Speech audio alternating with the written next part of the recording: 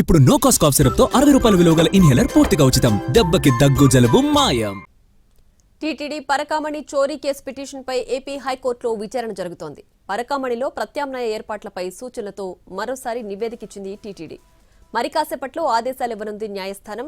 TTD Parakamani చోరీ కేసులో నిందితుడు రవికుమార్ పిటిషన్పై ఏపీ హైకోర్టు విచారణ జరిపింది.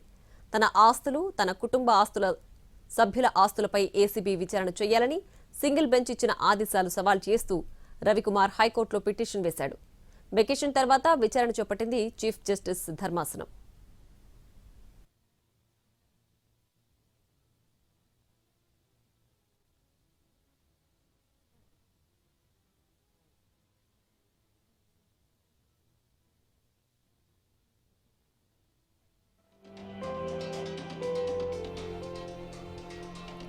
టీటీడీ పరకామణి చోరీ కేసు పిటిషన్పై ఏపీ హైకోర్టులో విచారణ జరుగుతోంది.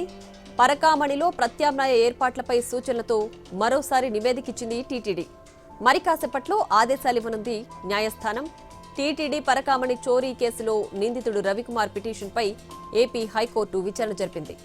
తన ఆస్తులు, తన కుటుంబ సభ్యుల ఆస్తులపై ఏసీబీ విచారణ చేయాలని సింగిల్ బెంచ్ ఇచ్చిన ఆదేశాలు సవాలు చేస్తూ రవికుమార్ హైకోర్టులో పిటిషన్ వేశాడు.